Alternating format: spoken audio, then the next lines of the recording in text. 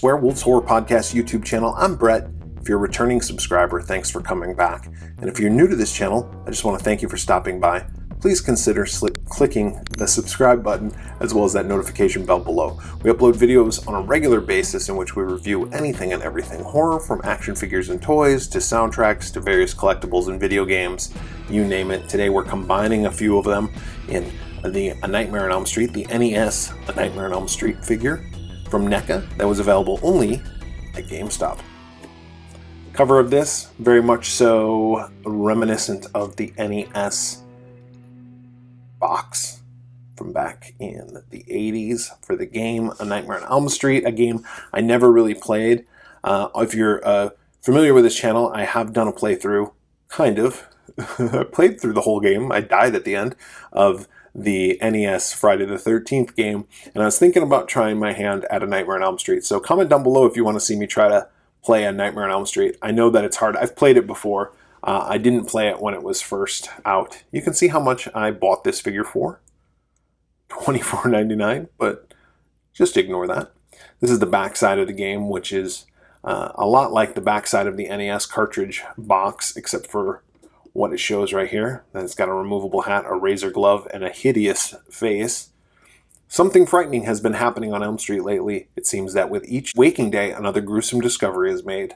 Another neighborhood teen has mysteriously passed away into the dark stillness of the night.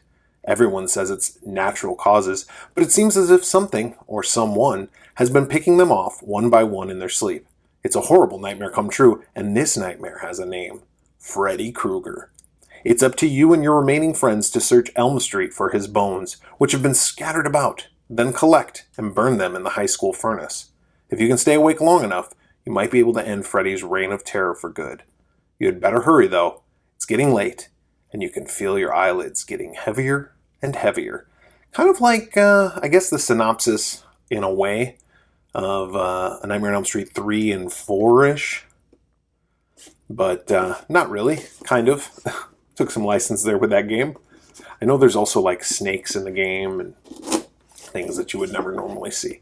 Pretty common for those LJN games based on movies to make stuff up that made no sense whatsoever. So the evil is purged. Fire purifies all. The bones are ashes, soon to be dust. Freddy is dead and the nightmare is ended.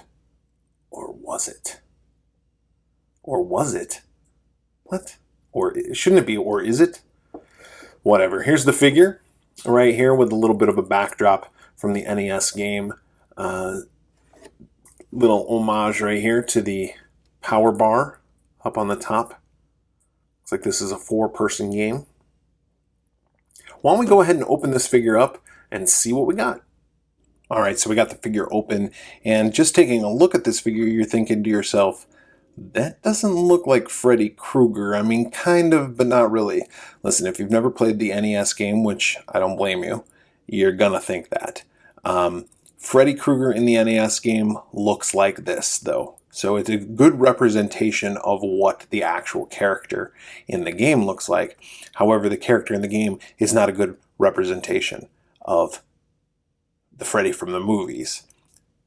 Just much like the Jason Voorhees is purple and aqua in the video game, Freddy is kind of this orange brownish color with a skin-colored glove.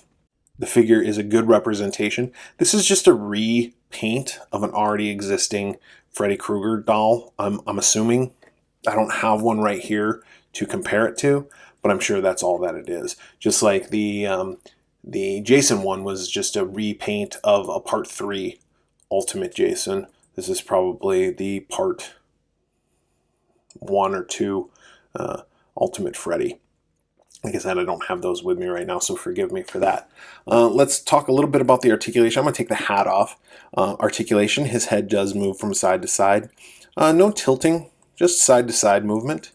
His arm, ball joint right there, bend at the elbow, as you can see, and turn at the wrist only.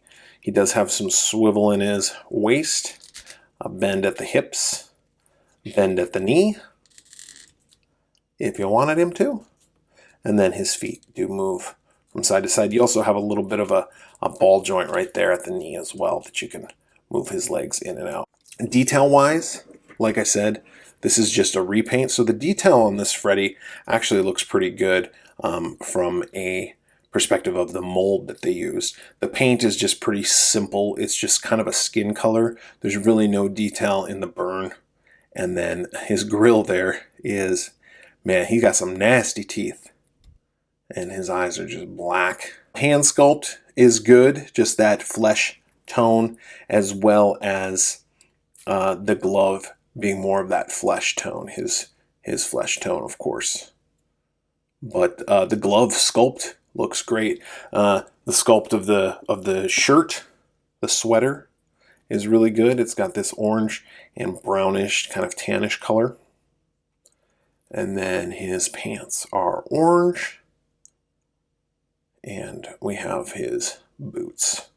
Backside, just more of the same.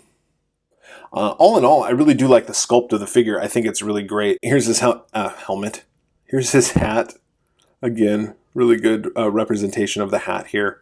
And that'll just fit nicely with a little bit of a push down on top of his head. Overall, the figure is a really good figure. Like I said, it's a good representation of what's in the video game. Now, the video game is a bad representation of what's in the movie, but this does a good job of kind of blending the two, taking an already existing Freddy Krueger that had more detail, keeping that detail, but giving him the lack of detail that we see in the video game. So rating it from 0 to 5, Pamela Voorhees heads, 5 being the best, 0 being the worst. This is probably going to go 4.5 for me. Not my favorite Freddy Krueger figure, but definitely, and not one that I was like, oh, I need to have the NES Freddy Krueger. No, nobody was saying that. And if you were saying that, I apologize. I guess there was somebody saying that. But it wasn't like something that we thought we needed. It's kind of a fun, nice to have rather than a need to have. So that's about it. If you have any comments that you want to make as far as Freddy Krueger from the video game or the video game itself, whether you agree with me or disagree with me, go ahead and put those comments down below. And if you like this video, please click that like button below. Also, if you haven't yet subscribed, you feel so inclined, click both the subscribe button as well as that notification bell. We are the Swearwolves Horror Podcast, and we do a weekly show in which we review horror movies, rating them on a scale of 0 to 5 Pamela Voorhees heads. So please check us out by searching for The Swearwolves, wherever you listen to your favorite podcasts. You can also visit our website at theswearwolves.com. So, for The Swearwolves, I'm Brett.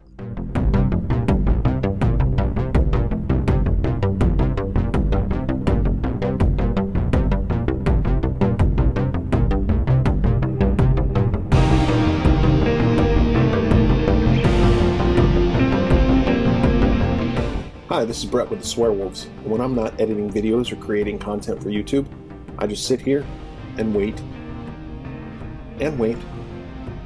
If you like the video that you just saw, go ahead and click that button right there. And if you haven't yet subscribed, go ahead and click that other button right there. I'll wait.